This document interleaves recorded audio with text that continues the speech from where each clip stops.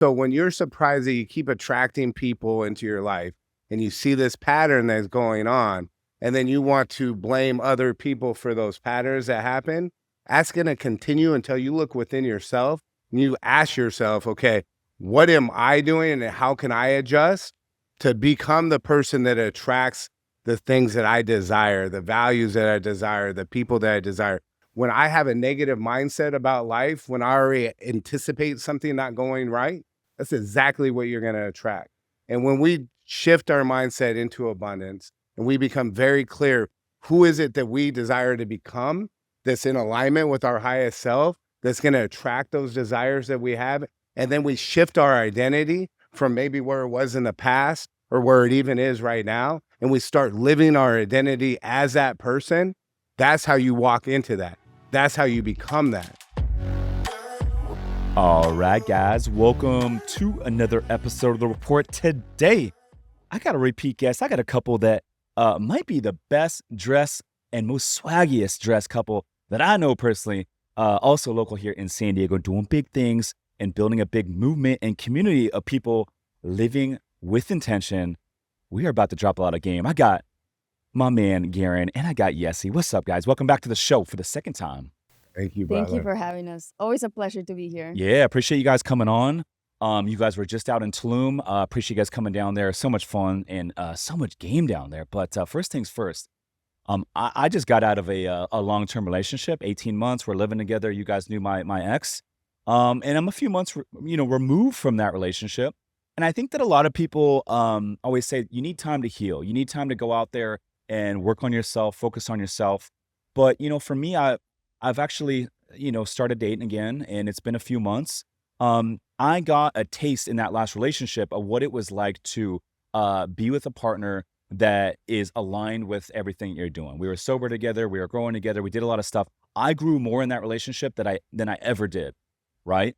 And I always say life hits different when you become someone of real ambition and you have a life partner that fully supports you and holds you accountable for reaching your full potential. And so out of everything that I got going on right now, I want a relationship. I want that life partner again, because the truth is being single and going out and setting up dates and going out and partying and all that sort of thing is not conducive with growing a real business. And so for me, I didn't feel like I needed all that time to go out and heal and all that sort of stuff, work on myself.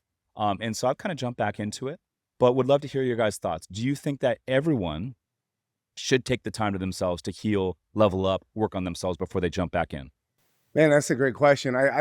The thing is that there's not one answer for every single person, right? This is not a blanket statement that you can go by. And being intentional about your life and the desires that you have and coming from a place of abundance and not a place of lack, right? And even the words that we use. So when you say, I want, or I need to be in a relationship, or I want to attract my partner, that puts you almost in a state of lack. But when you say, I desire to create myself to attract the person into my life that's in alignment with the values that I live and that I see my future being, and really being clear of what is it that I desire out of my life? What is it that I desire to become to attract your Yesi into your life? Because I did a lot of work around that before I was able to attract somebody to the level and in alignment in the most, to me, I wake up every day, I'm grateful for my and her love, just because of the understanding that we have with each other and that we're so in sync on the way that we view the world and the way that we move with each other every single day. It's a real partnership. Yesi, what are your thoughts on this? Yeah, to add to that, for me, I don't believe there's a specific time frame of time that you need to work on yourself. Garin and I started dating only a few months after I ended my previous relationship. I see relationships as mirrors and the best teachers. Oftentimes, you learn the biggest lessons while you're in the relationship. So I actually started healing while I was in my last relationship. I was going to therapy. I was doing a lot of that personal development during that relationship. So by the time I came out of that relationship, I actually felt like I knew myself better and I had healed more. So I didn't feel like I needed to take a whole year to do the self-work. I felt like I was more in alignment after getting out of that relationship. I actually felt like I knew more what my boundaries were, my non-negotiables, and what I was looking for in my next relationship. So when I met Garin, it was almost like a no-brainer. Like I knew this person's in alignment because I already did that work, and I was able to identify those things when I met him. Yeah, I think that for some people, it's important to go work on yourself and become a new version of yourself, reinvent yourself in order to attract a higher quality partner that's going to be more aligned with your vision and your goals and the direction that you're headed. Now, I think to your point and to my point, I think when you're in a relationship to where you're growing, this relationship, the last relationship I was in, I grew more than I ever did at any point in my life. And so when I got out of it, I felt like I had already reinvented myself several times since the last time I was single. And I think for people that are in relationships that are stagnant, you're not growing, I think for those folks, it is more important than ever to really work on yourself and reinvent yourself before going out there and dating again. Otherwise, you're going to attract the same quality of partner over and over and over, and nothing's going to change, right? And so I think it does depend. But I also think that it depends on your last relationship and were you growing or were you not? I know I went through a divorce. I was in a relationship for over 10 years, right? And, when you go through something like that, there's stuff that you kind of get embedded and you're like, oh, that's not a me problem. That's a them problem. And then I went into, and I'm grateful that I had another relationship in between that divorce and Yesi, because when I got into my next relationship, I started to identify some of the same patterns that would repeat themselves. And it became because I was open-minded and I was looking for, those patterns. I was like, oh, you know what? That's actually not a them thing. That's a me thing. And always looking internally, because the relationships you have, the communication you have, it's not a reflection of other people. It's a reflection of yourself. Just like if someone's having a bad day and maybe they give you the cold shoulder or they're short with you and then you take it personal, a lot of times that has nothing to do with you. And until we evolve our mindset around that in a relationship, that I'm going to be in the relationship and I'm going to show up as my best and I'm going to show up for that person and be my best because that's what I desire to be. And that's what's going to attract that back instead of feeling like you have to prove something. Yeah. I also think like timing has something to do with it. I just turned 40 this summer. So it's like recently single, turned 40. And for the first time in my life, it was like I actually did a lot of reflecting, And so I think for me, at this season and this chapter of my life, like I want a partner. I want a relationship. Being single, like I alluded to, is like going out and setting up dates and all that. It's not conducive with growing the thing that I want to build. And so for me, like that is the one thing that's missing right now in my life is having that life partner. And I want that. But I do hear a lot of women that are single and especially here in San Diego, but this happens all over the country. They complain about, they can't meet a guy that actually wants to commit. And so it sounds like, at least when I think about it, it could be two things, right? Some guys, it might not be the right timing. And this is for girls too. Some girls don't want to commit to certain guys and they might say, hey, it's a timing thing.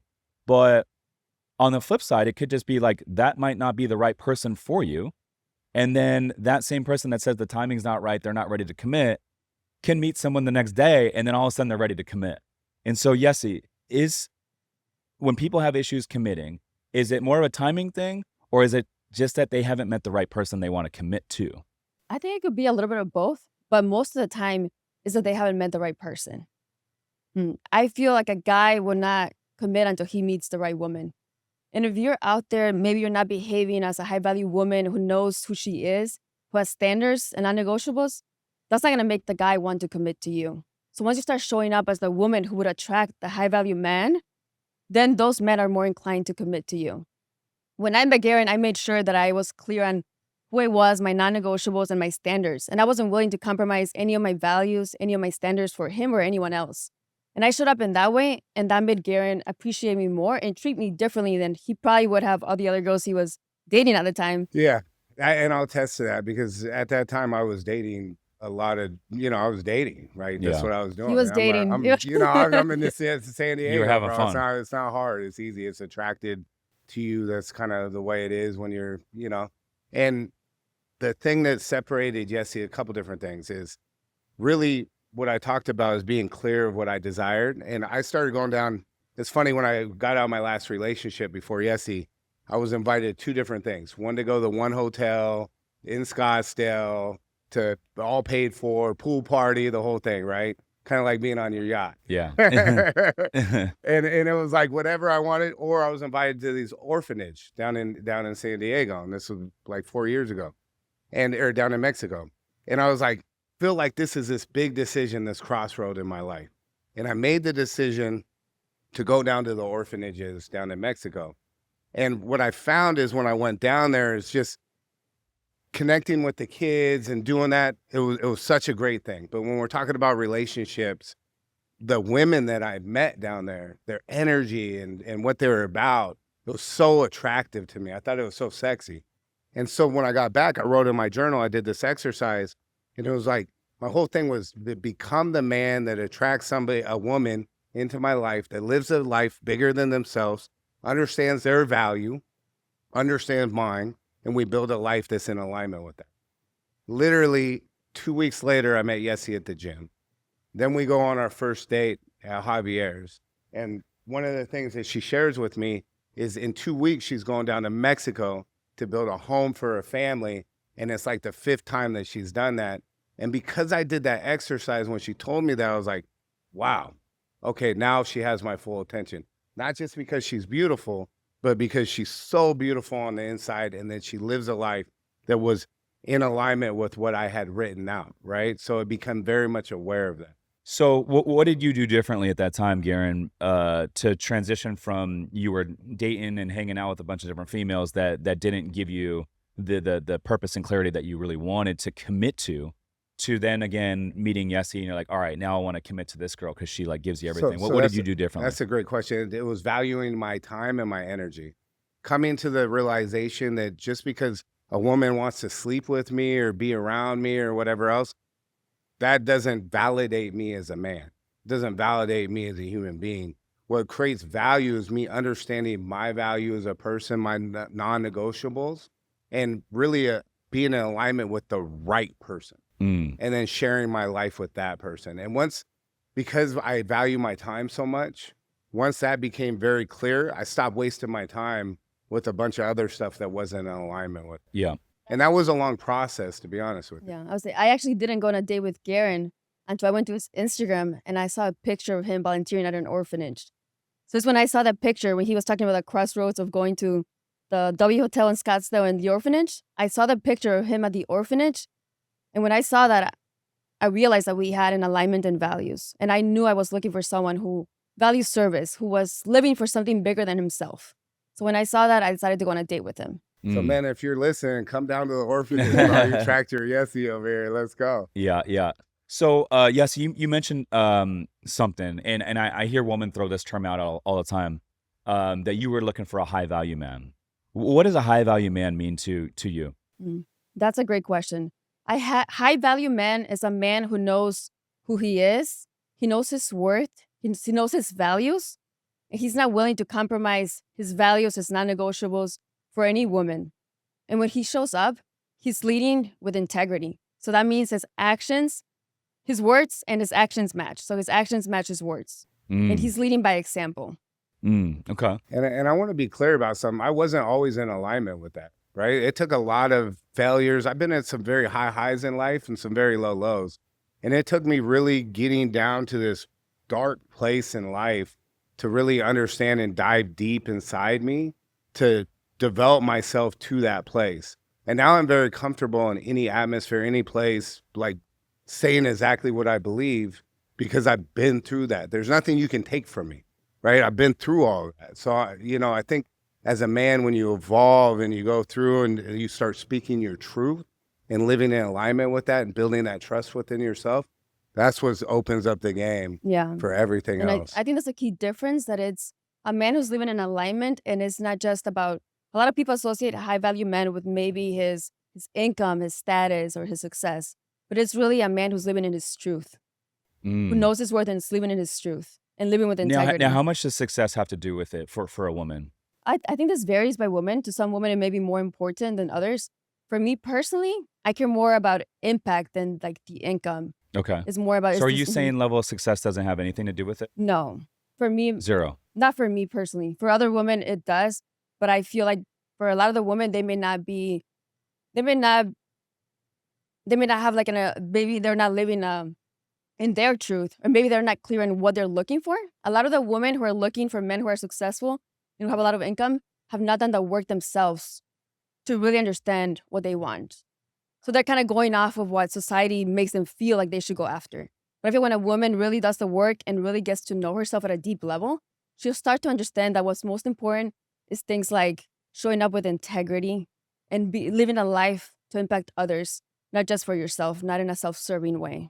But I will say, though, as a man, it's important to provide safety for a woman, right? Like you have a responsibility as a man to provide that safety, and that may look different depending And on be the a protector. situation. That's right. That's Mhm. 100%. So when people have problems committing, we talked about, okay, it might be because, you know, what we just alluded to. But the other part of it is this, is I think it comes down to options. I think when people have trouble committing, it's because maybe they have a lot of options, right? And they're holding out for a better option. But I also feel like at the same token, and we all know people that have settled, quote unquote, and are in relationships for the wrong reasons or doing it for the kids, like, and they haven't had sex in over 6 months. Like, we all know people like that. And so they quote unquote settle. But I also feel like a lot of people settle because they don't have options. And so then they just decide to settle. So how much do you think, Yesi, settling has to do with commitment? Hmm. That's a good question. I'm Uh, sorry. How much does not having a lot of options versus having options have to do with settling? hmm. I think the options really come down to the environments that you're putting yourself in. I think once you're in alignment with who you are, you will start to attract environments and people in the right environment, so that your options are going to actually amplify more. So you start to feeling like you have more options and you less of a need to settle. I feel like when you feel like you have to settle, you're kind of living in a mindset of scarcity, like Garin mentioned earlier. It's really about being in abundance. I feel the more you work on yourself and the more you live in abundance, you'll start attracting more environments and people that are in alignment with you. And you'll start to feel like you don't have to settle, you have more options. I think a good example of that is like people go on dates and they have these dating strategies, right? And they're not really truly who they are. And then they're like, they go on 4 or 5 dates and then they open up about who they are. And then the woman doesn't connect with them no more. And they're like, oh, that it's all that, it's that girl, it's her fault, right? Like, because now that I open up to who I am, then now they don't want to be around me or whatever. It's like, no, because you put on a face of somebody that isn't who you are. Why do you want to waste your time not showing up, being open and vulnerable from the get-go? And maybe that vulnerability allows you to be, dinged or hurt a little bit. But I'd rather be open from day one, moment one, so I know whether I'm wasting my time or whether this is in alignment, than sitting there playing games and like trying to get somebody to like me in a certain type of way. Sometimes we overthink it. It's very simple, a lot more simple than what we think it to be. Yeah, that's really good. What on your end, real quick? What are some of the things, because I know you went through a relationship. You guys were a strong couple at times, right? You guys had values that seemed in alignment at different times, but I know there was some transitional things, and we talked about that a little bit. But I'd love to hear a little bit more on your experience with that. Yeah, so we had a good relationship. We had a great relationship. When I think back of it, like it was all positive, and we were really best friends for 18 months. Lived together, we did everything together, and it was a couple things. But when we first started dating, she was working as a bartender. She was out partying a lot, and I started getting in these seasons of sobriety. And so last summer, coming out of the summer, I said, "Hey, I'm going to do 100 days, another season of 100 days sober. Do you want to try it with me?" And she's like, "Yeah, I'd love to." And so she tried it with me and she loved it. And she's all about it. And she's like, "I don't think I'll ever drink again." And I was like, "Dude, that's amazing." And we were doing so many cool things together. And for the first time ever, she experienced what it was like to be sober. And she started growing and leveling up.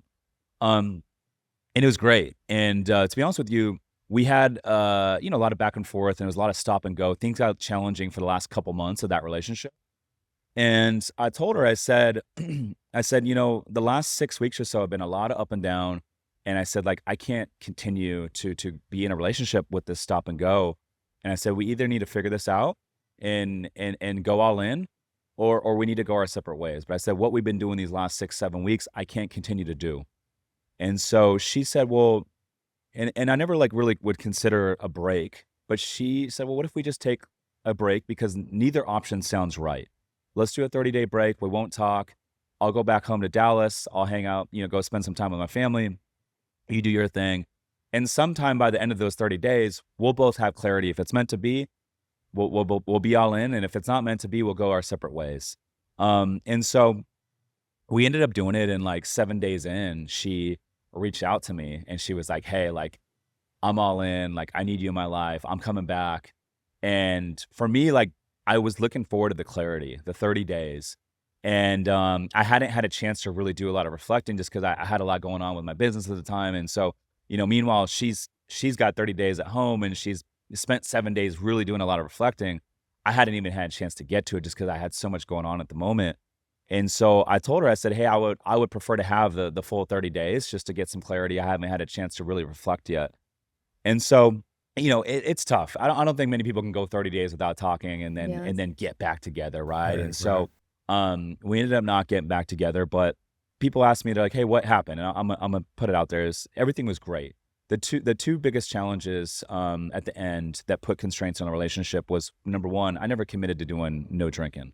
I committed to doing seasons of the no drinking, and she was all about it. She loved it, and I support that. But she didn't want a partner that was going to drink, even if it was just a couple weekends every now and then starting a new season. And so then that put a little bit of constraint on it. I was like, man, like I can't go out, have a little bit of fun. And then the other thing is she started getting really into the fitness thing, and I supported it.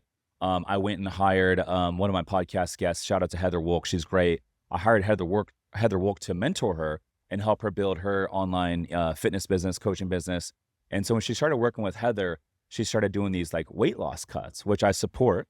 But it was like going into this summer, and the summer is like the 2-3 months out of the year where like, I want to go out and travel. I want to go out and enjoy some nice dinners. Like as a couple, that's what you do. You go out to Yeah. dinner, you go out to breakfast, and that's like one of the things that you do as a couple. And so it was like a lot of the weighing the food and like can't go out to eat. And it was like, we can't even eat together. And like, I was like, okay, I can no longer have a drink.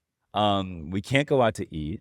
And I was like, dude, like this is like not fun anymore, And so those are the two things that put constraint on a relationship. It was a lot of stop and go, back and forth because of it. And I'm like, dude, I can't continue with the stop and go. And so, yeah, it was sad. It's a bummer because when I look back, it was a great relationship.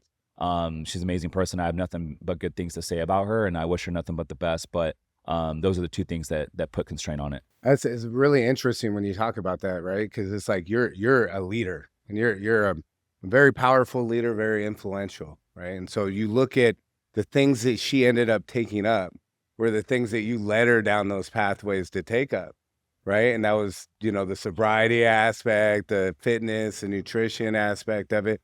And then she just took it to a whole nother place that I don't think that you were ready for. Maybe it sounds like on the dynamic aspect of it.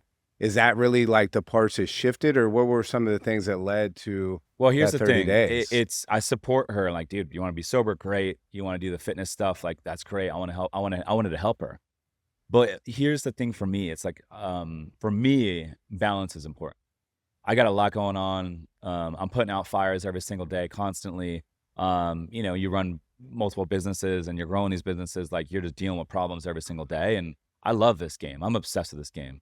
And so I go through these seasons of like 2 months, 3 months, no drinking, really working on leveling up and reinventing myself and growing everything. But I need that time to reset every now and then. I need a couple weeks to go out and enjoy the fruits of my labor, go out and have a nice glass of wine, go out and have a nice drink, go on vacation, go out and have a nice dinner every now and then. That's important. And even if it's just for one weekend to go out and enjoy for a weekend, that reset is enough for me to come back and hit the ground running for another 90-day season, right? I need that. And so Clarity break in your own Yeah. way. yeah. And so for me, that was important. And so we just weren't aligned in that regard anymore. Thank you for sharing that. I want to acknowledge you for being vulnerable and sharing that. And also to highlight that Oscar didn't want me to share this. Oscar didn't want me to share this on air, I'm but grateful I'm that you like, shared hey, that with can't us. listen to yeah, that. Yeah. I put everything out there. Yeah, no. I put everything out there. I'm an open book. It does go to show that in relationships, it's not just about having like the chemistry and the connection which you had, but it also having the alignment in lifestyles and what a good and fun life looks like. That's also very important. It sounds like towards the end, there was a bit of misalignment on that end. Yeah, and honestly, like, there's nothing to hang our hats on. I told her, I said, like, we had a really successful relationship. We both grew, like, more than we ever had, her and myself, and so I said, "There's nothing to hang our hats on."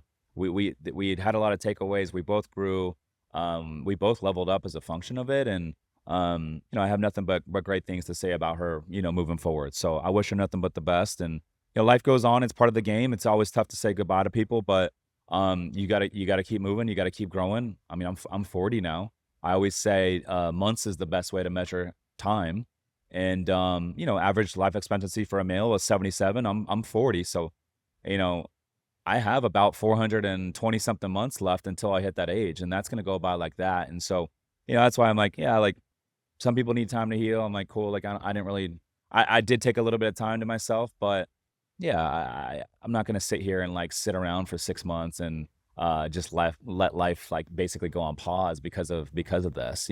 So clarity, right? Like from as I shared on after a relationship, going down to Mexico, writing in the journal, what would you say some of those takeaways or learnings that you apply moving forward when you're becoming very clear in what it is that you desire in your partner? What does that look like for you? Mm.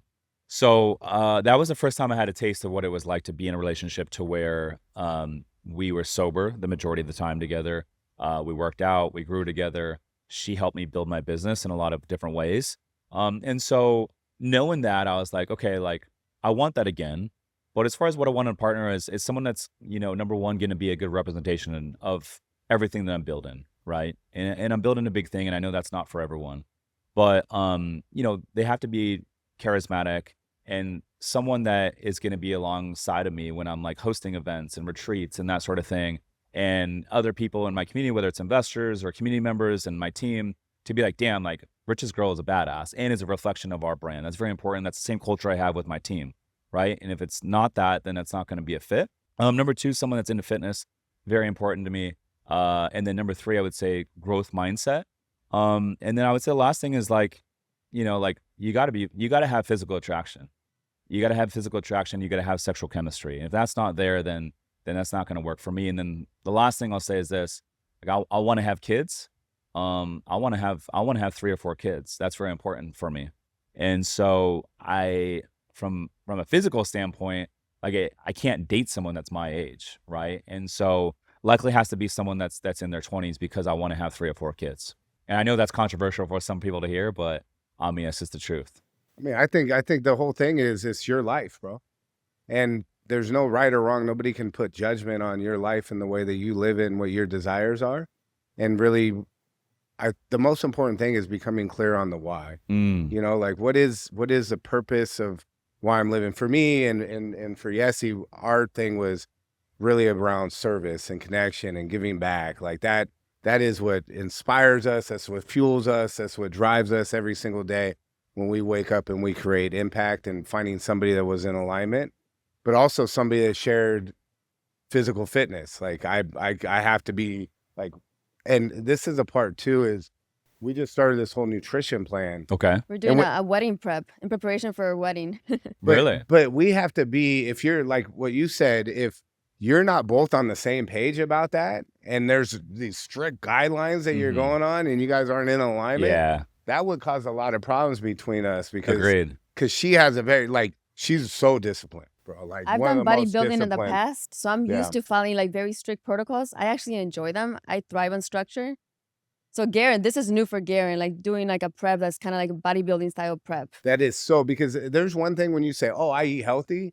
Well, what does that really mean? Like, are you actually knowing where your food comes from, knowing exactly the macros on it, knowing the impact based on your workout program and how many calories that you're burning that day versus how much muscle retention that you want to have? The level of detail that you get down to when you're on that pathway. But like what you said, if you have a partner that you're working with that they're in a different track, Yeah. and that creates some It resistance does. there. It creates friction. You have Yeah. to be able to either have that balance and have that pendulum that swings. Yes. But if you're in a relationship, I think having communication and really discussing that stuff ahead of time and making those decisions together are really important. Like me and Yesi, once a week, we have a state of the union, basically, right? So Weekly check-in. yeah, Mhm. and so in that weekly check-in, we go through, what were the highlights of the week? What were things we're grateful for with each other and like how we feel. And then, it gives us framework and structure to also share some of the things that are on our mind that we may need to communicate about. And having that framework once a week to do it, it gives as a man a environment for us to be able, because we always want to solve problems. That's how we are. But a lot of times women don't want us to solve the problems. They just want us to listen. That gives us a framework to be able to solve those problems, right? And to be connected and not listen to respond, but listen to understand.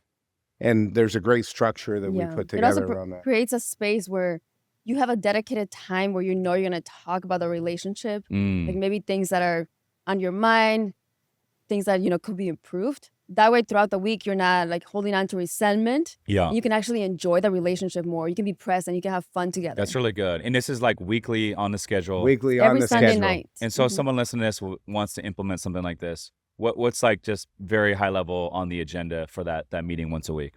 So we always start that weekly check-in with gratitude. So say one thing you're grateful for in your partner that they did this week, how they showed up for you. And then we have 2 or 3 minutes of uninterrupted time where we each say how we're feeling physically, emotionally, and mentally. And this time is really about listening to your partner. Really listen to understand, not to judge, not to respond, just really to understand and really connect at a deeper level. And then we start diving into some of the things that came up during the week where we felt, first we talk about things where we felt seen and valued. Always want to start on a positive note. And then we go into the things that are maybe a little more uncomfortable, where we felt maybe we could have been supported better, we could have showed up for each other better, some of the challenges and where we can improve as a couple and show up better for each other. And we always end in gratitude again and say what's one thing we're excited or looking forward to together this week. Yeah. Yeah, that's It's really such a good. great way to set it. And we actually have the framework for the weekly check-in that we're happy to share. Okay. I like Yeah. that. I like that. It's so powerful. Go ahead. I was going to say, if someone listening to this wanted to get that framework from you guys, what's the best way? Send us a DM on Instagram at the Ginergy Effect, and I'll send it to you. There you go. There you You go. can also link it on that podcast episode. I love We it. have a bunch of great things on there. So anyways, so I shared the why it didn't work out. And so like now I'm out dating again, and everything happens for a reason. Question for you, Yesi, from a female's perspective. If you see a man coming out of a long-term relationship, is that man more desirable or less desirable than if he was single for the last 3 or 4 years, going out and hooking up with a bunch of girls? That's a great question. I think it depends on how much work was done in that relationship. So if it was a man coming out of a long-term relationship, and when you're having conversations, you can tell that this man has done the work and really knows himself, his non-negotiables, and is living with integrity, then that would make that man more desirable. But if it's a man who got out of a relationship and feels lost, like doesn't have a sense of self and kind of got lost in that relationship, then that would make the man a lot less desirable. Got it. Okay. That makes a lot of sense. What are some red flags and green flags that women like to look for when jumping into a new relationship, or maybe they go on a few dates with a new guy? I always like to be of the mindset of not going into relationships looking for red flags. I feel like it's much more constructive to go looking for green flags. And then if red flags come up, then you can, of course, take note of them and address them. But going for green flags in a state of abundance tends to be better. Some of the green flags would be a man who really knows his worth, who's living with integrity. So his actions match his words. Actions match word. Taking the initiative. Yeah, A that's man really who's in good. his masculine energy, taking the initiative to make plans, to reach out, to really make you feel safe, and that he is taking like the lead and he's showing up in that energy. That's really attractive. That's really good. Yeah. What's the biggest red flag for you? Biggest red flag would be not living in integrity. So when his actions don't match his words or he is dishonest, that would be the biggest green flag. Okay. That was red flag, sorry. What about you, Garin? What's the biggest green flag for you dating a new woman? A biggest green flag would be, it's vulnerability, I think, is really important, right? It's knowing that communication is with integrity and honesty, and that there's not a lot of like games being played. Right? So what I mean by that is like, That's important. Yeah. right? Yeah. Because I'm not gonna spend my energy and my time playing game. I'm not a kid, right? And so like if you play stupid games, you're gonna win stupid prizes, right? And so that's why a lot of women, a lot of men win stupid prizes. And then they want to complain and say all the time, there's no good men in San Diego. There's no good women in San Diego. I'm like, bullshit. You're just looking in the wrong places. And you're not in alignment as being a mirror. A relationship, the people you attract, whether it's in business, right? And you can attest to that, whether it's a relationship and your friends in the community, or whether it's your relationship with your partner, is a direct mirror of the integrity, the actions, the values that you live. And so when you're surprised that you keep attracting people into your life and you see this pattern that's going on, and then you want to blame other people for those patterns that happen, that's going to continue until you look within yourself and you ask yourself, okay, what am I doing and how can I adjust to become the person that attracts the things that I desire, the values that I desire, the people that I desire? Because I promise you there's other Yesi. There's not this Yesi, because she to me is my Yesi, but there's other Yesis out there that are in alignment, that care about their health and fitness, that care about family values, that care about being a great person and always want to drive to be better. You're just not around them because that's not you. And until you look in the mirror and understand that when I have a negative mindset about life, when I already anticipate something not going right, that's exactly what you're going to attract. And when we shift our mindset into abundance and we become very clear, who is it that we desire to become that's in alignment with our highest self, that's going to attract those desires that we have. And then we shift our identity from maybe where it was in the past or where it even is right now. And we start living our identity as that person. That's how you walk into that. That's how you become that. And women can sense that energy. When a man walks in the room, you can sense when he knows who he is and he has that confidence. And that's sexy. When he's not sure who he is and he's like, maybe like his words are like not exactly matching what he's doing, or he's saying some things, but they're questionable. Women can feel that. We can sense that. Women, I feel like our biggest gift is that we have such great intuition. So we can sense the energy. Yeah. No, absolutely. So it's confidence when a guy walks in a room. Yeah. Exactly. You mentioned girls that play games. I think that's really important. Like I want a woman that's easy to date. That's going to be easy to communicate with, easy to make plans with, easy to date. I put out so many fires every single day. In business, I don't want to like come home and then have to like deal with more fires and more problems and more challenges. It's like, I just want a woman that's easy to date, easy to get along with. We see eye to eye, we're aligned, and we can like, make decisions together, but it should feel light. It should feel easy to make decisions. It should feel light to make plans together. And the truth is, not everyone's going to be like that. Right. And so, the other thing is this, some women, they want a lot of attention from a guy, like 24/7, texting back and forth, like throughout the day, Monday through Friday. I'm like, I with me, you're not gonna get that. I'm Monday through Friday, like I'm dialed, I'm building my thing, and so there's not gonna be a lot of back and forth during those hours. And so, I think for me, it's important to date someone that is gonna be okay with that. So what you just said is perfect. So do an exercise of writing down what are your negotiables and non-negotiables in a relationship. And as soon as you see something that's not in alignment with the non-negotiables, then because your job is not to help create somebody to be something different. And I think that's what a lot of us get caught up doing. It's like, oh, this person has potential or they could be that. It's like who people are and where they are in life can be very different.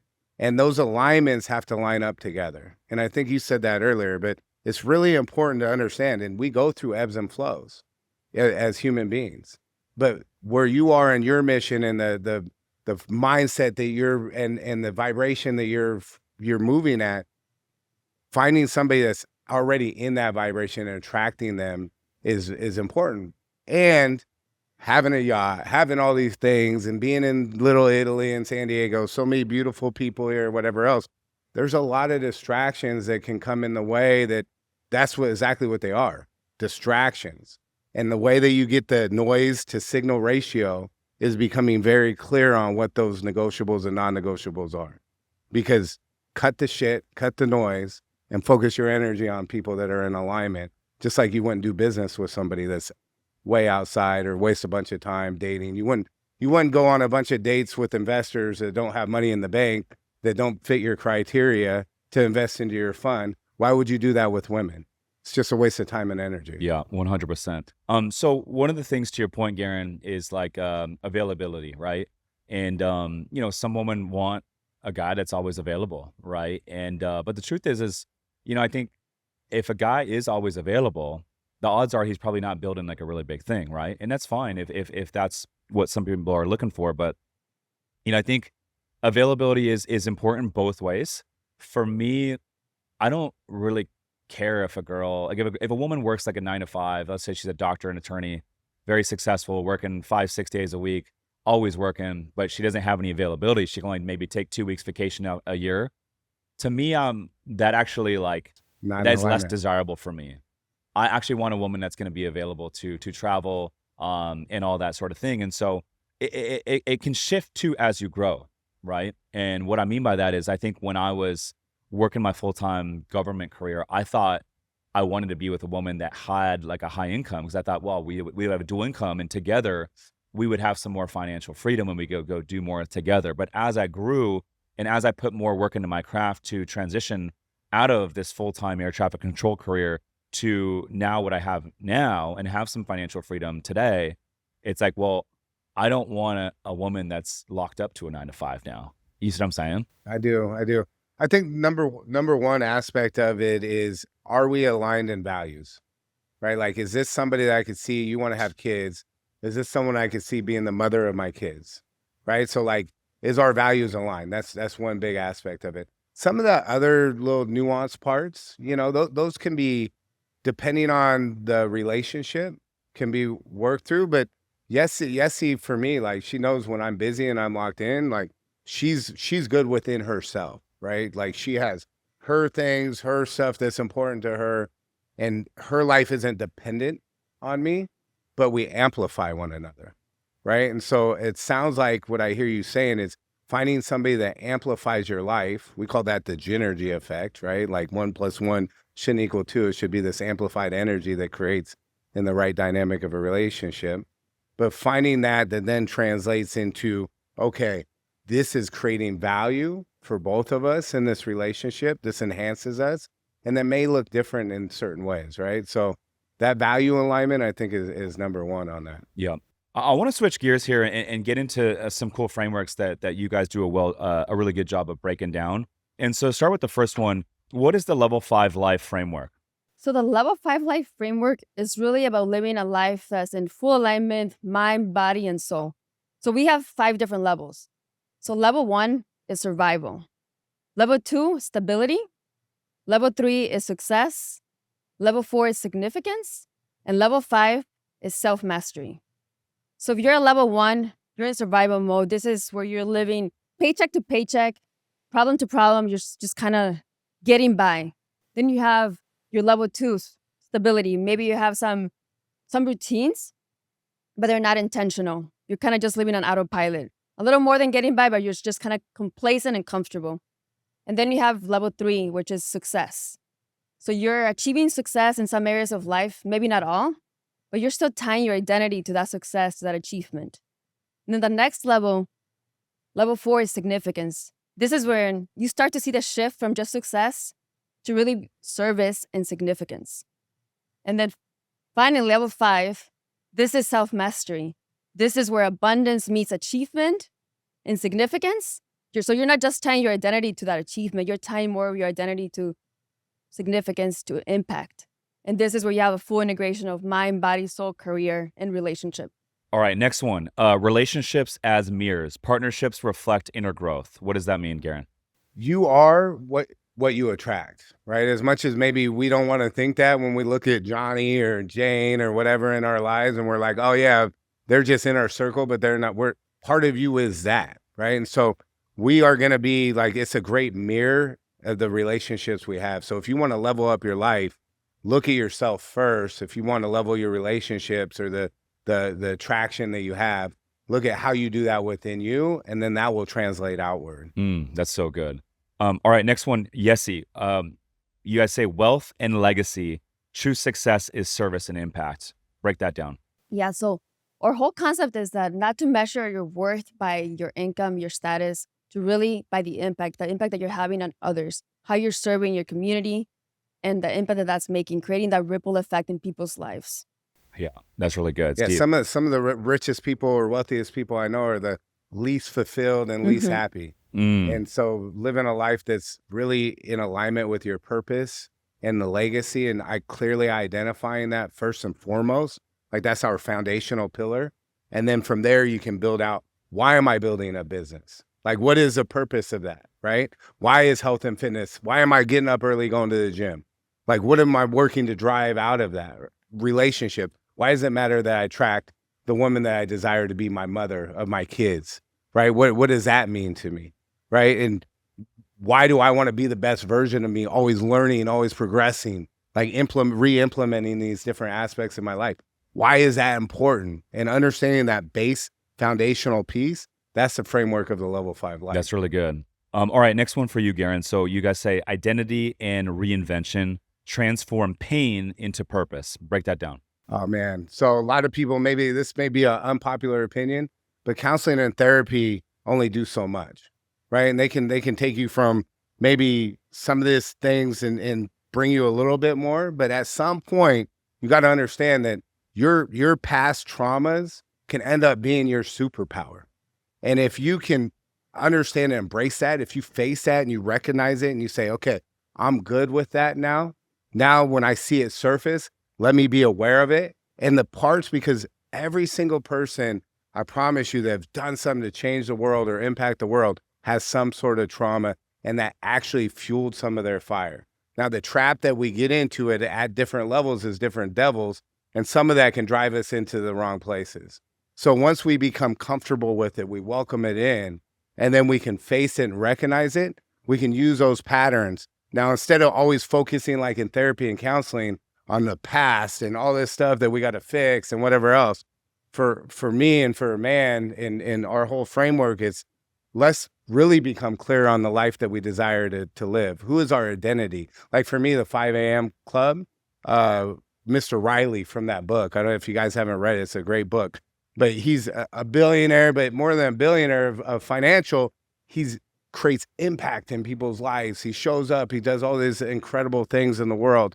And so now I tie my identity to that. That's my vision, right? Of how my life is. Now every day I'm working, I wake up inspired to take my life to those levels, and I've reshifted my identity, because I could have been that same person that felt like shit about myself, that couldn't break through and felt like the whole world was on top of me and I couldn't fucking breathe. And I was waking up at 3 a.m. gasping for air. And I felt like I couldn't shift or change or create the outcomes that I used to be able to. And I was able to reshift that through this work, because just because of who we are right now and who we were in the past, does not mean that's our identity of who we have to be right now. And we might as well go as big as we can when we're talking about our identity for ourselves, because we get one life. Why not live it to the fullest? And the bigger goals, the bigger visions, the bigger dreams that you have for your life, the more that you're going to level up and you're going to go create that. Yeah. Out of curiosity, you mentioned the 5 a.m. Club, the book. Do you guys feel, and we'll start with Yesi on this, do you guys feel it's important as a couple in a relationship living together? Is it important for you guys to have the same sleep schedule, go to bed at the same time and wake up at the same time? No. So Garin and I actually don't have the same sleeping schedule. He wakes up at 3 a.m. I wake up a little bit, 3 or 4. I wake up a little bit later at 6. I don't think it's important to have the exact same sleeping schedule. I do think it's important to have alignment when it comes to routines. So even though we don't wake up at the same time, we do come together around the time I wake up to do our morning routine together. We have an ab workout. We do our morning gratitude. We read together. We meditate. So it's important to have an alignment as far as the routines go and have the place to connect as a couple. I don't necessarily think it has to be at 3 a.m. But do you guys go to bed together? We usually do go to bed together, Okay. yeah. I think it is important. It is important for intimacy purposes. I do feel that when you go to bed together, it does create more intimacy, and it makes it easier for you to just be, you're in bed together, maybe you're sleep naked. It does breed more intimacy. So I do think it's important to have some time when you're in bed together and being intentional about that. But women do need more sleep, so I don't believe that you should have the exact same schedules. I need at least 2 to 3 more hours of sleep than Garin does, and that's just biology. That's just. And I'm an extreme case. I like my minimum 7 hours. I mean, Man, I need 7 to 8 7 to hours a 8. night. I I need wake that. up at 3:30. I'm like my mind's up. I'm up. So that's my quiet like time that I can really focus on. Really getting some deep focus work. But I do think it's important. Like, so this is a good analogy. You drive in your car, and then all of a sudden you get to the destination. You don't remember how you got to the destination. Well, a lot of times that's our life, and a lot of times that's our relationships. And so if you don't have very specific intentions and the habits tied to that, and we say habits plus intention equals rituals. If you don't have those rituals as a couple or within yourself that you're intentional about, you're not on autopilot, but you wake up and we do things, we go to bed together, have a morning routine, night routine that is very specific, then you can just kind of get lured to sleep in life. And how many of us maybe listening right now, you're feeling like you're just sleepwalking through life? Maybe you're just on a treadmill. You're putting all this energy and effort That was out. me, man. Yeah. At 33. At 33, At 33, that sleepwalking. was me, bro. Like that, thinking that was going to be the rest of your life. Mm-hmm. And what'd you do? You shifted your identity. I woke up one day. Yeah. Up one day. Right. At 33, I woke up. I said, damn, there's a whole nother world out Said, there. fuck this. I Yeah. ain't doing this no Yeah. more. But I agree with you guys. I think going to bed together is very important. I also think that being aligned with fitness goals is very important. We talked about it earlier in the show. Like if we're gonna cut, we're gonna eat healthy, we're gonna try to get in good shape over the next 60 days. I think it is important to do that together, but also being on the same page, right? If one of us is like, hey, I'm not trying to do a cut, the other one of us is trying to just do whatever, it's not gonna work out. It's not gonna be conducive. And so for me, I think in terms of seasons and all that, I would say summer season for me, July and August, those are really the only 2 months of the year where I'm not trying to do a cut. The weather's great. The sun goes down late. We got a lot of concerts going on. There's a lot of activities. Those are probably the only 2 months of the year where I actually want to go out and enjoy some fruits of my labor. Go out and travel. Go out and enjoy some concerts. Go out to some nice dinners. Have a couple indulge glasses a of little bit. wine. Indulge a little bit. And then for me, when you get into this time of year, right? We're getting to November, December, especially January, February. Everything kind of shuts down in January, February. Everything's kind of slow everywhere. It's those months, yeah, that's where I want to grind and be waking up early, hit the gym, get into my fitness stuff and cut. I'm not trying to go out to eat during those months, and I don't really have the FOMO during those months. So I think for me, time of the year is very important in terms of when I'm going to pick my spots to go hard in the paint or kind of take my foot off the gas. Yeah, you've been consistent with that too. Since I've known you, that's kind of been your messaging, right? It's hey, I'm going to be very disciplined, but then I need that time. I desire that time to go express myself and let loose a little bit. And there's nothing wrong with whatever framework works for people is what works for them. And having a partner, I think when we become so rigid in our approach, it's that pendulum. Sometimes we go from here, and maybe that could be an example of your previous relationship. It was here, then it went way over here. And in life, what we end up understanding is finding that good ground that, doesn't have to be so this only is really important. And everyone needs that. Even the highest performers, like Zeb Evans, for example, founder of ClickUp, buddy of mine, he runs a team of 2,500 employees. They turned down a $6 billion offer with a B from Intuit. And the guy's only 36 years old, but I was hanging out with him out in Catalina 4th of July on his boat, and I'm talking to his fiance, and his fiance is I'm like, Zeb, what have you been up to? And his fiance is Rich, he has not done anything for the last 9 months, hasn't even had a sip of alcohol in the last 9 months. But it's now we're on his boat and they're out there having some drinks, enjoying a little bit. And 9 months prior to that, the last time I saw him was up at my place in Simone, and we had a late night together. We had a freaking amazing conversation, one of the best conversations I had till one of the early hours of the morning. And it's it goes to show even folks that are operating at that level, they still need a reset. They still need to have a little bit of balance so they can go back and get on the grind again. Right. It's so important they talk about it. And I love Zeb, by the way. Yeah. We're good friends. Great dude. He's just he's creating such a great intention in life, and he just looked at life different and he went and did it, right? So he saw a problem and he went and solved it, and now he's reaping the benefit of that. So a lot of respect to him on that aspect. But I think exactly you read any book that's all about hyper productivity, we all have to have a clarity break. So at some point you have to take time and exit, and especially if you're creative, Yeah. right? So if you're operations and you're in that aspect of it, you may be built a little bit differently. Yeah. But if you're You creative, still need breaks, though. you need, yeah. you do- Everybody needs breaks. yeah, everybody needs breaks. But to reach your potential and be operating at that optimal level, it's like a Ferrari when it's on the track, it runs the fastest laps versus other cars, but you can't put regular gas in it. You have to maintenance it to a very high level. There's these other aspects that come around with that, right? You can run a Corolla around the track all day forever, but it's not going to do the same performance, right? So it's understanding you as being the same way. Yep. I love that. I love that. Garin, Yesi, I appreciate you guys coming on the show, dropping so much game, so much value. Where can the folks get in touch with you guys? But more importantly, where can the folks get in touch with you if they want to learn more about everything that you guys are doing? You can find us on Instagram at The Ginergy Effect. We also have our podcast, The Ginergy Effect. Right. And then if you're interested in taking it, we have a free assessment as well. So that will help guide you as far as where you are in life, as far as level 1 through 5, and maybe some things that you can put in as, you know, some different analysis that really help be a mirror for you to get in alignment.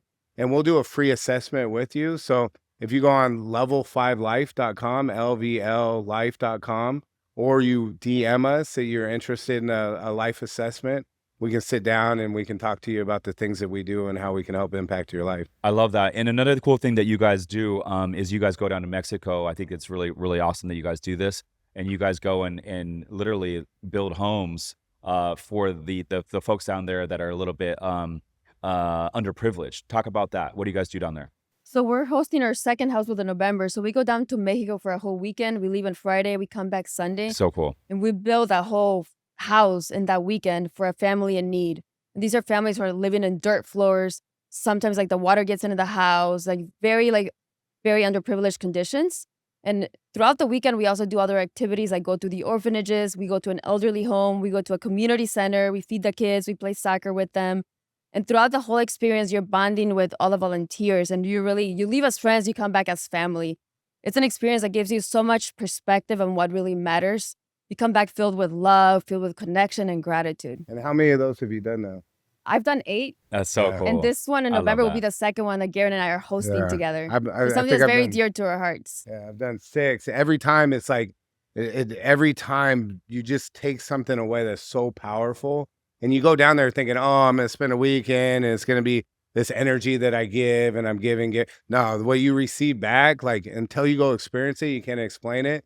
But the shift is, as far as your perspective of life, is the most valuable thing that you can take away from that. And there's just one story, if I could share it real quick. So on our last build, there's this 20-year-old young man, right? And he's leading the build. And he's the contractor. So you go down there, you have a contractor that sets everything up. So, you know, it's not complicated. If you don't know how to build, you don't have to worry about it. But I'm sitting there watching him. He's just dialed in. He's a great leader. He's going through it, just locked in. And so sit down, finally get some time, and me and him are talking. And Jahir's his name. And I'm like, Jahir, I'm like, man, you were so locked in on that. I was like, how many of these have you done? He's like, Garin, this is my 50th home that I built. I was like, damn, that's incredible. And when we're down there, there's this, you know, family that we're going. There's like this 3-year-old girl and this 5-year-old boy, and like they're playing out there, just such beautiful kids and filled with gratitude. And I'm like, well, what inspired you? Like, what inspired you to be different and be doing this? He's like, Garin, you see that little 5-year-old boy over there? He's like, when I was 5, there was a group just like you guys that came down and they built us a home. And it completely changed our whole family, the legacy, the way that our whole dynamic shifted because of that. And I'm so grateful. So anything I can do. Now, Jahir, he's coming to San Diego State and he's getting his architecture degree. Good for him, dude. And that was like 15 years ago. That group went down to Mexico, and they may never know the impact that their action had over 3 days. But now you have a young man that his whole family changed the legacy of it, of the whole deal, and how many homes that he's built for other, and the impact that he's had. And so you never know how your actions, and that's every day we have an opportunity to just, even in a conversation, share something that we admire about somebody else. Full circle, man. Or do something, and that ripple effect that creates. What was his name? Jahir. And he says Jair. he's going to San Diego State to get his architecture Right. degree. Yeah. So when he's out here, make sure he gets in they have a real estate group down there in San Diego State. I spoke there. Make sure he gets in that group, but bring him out to one of our next real estate meetups when he's in Yeah. town. I'd Would love to do meet that. him. Yeah. Yeah, that's powerful. a beautiful story. Absolutely. There it is, guys. Go check them out on Instagram at the Genergy Effect. Shoot them a DM. Mention the podcast. They are Garin and Yesi, the best dressed, most swaggiest couple that I know. I'm Rich Summers. Listeners, thanks for tuning in. We'll see you guys in the next one. Peace.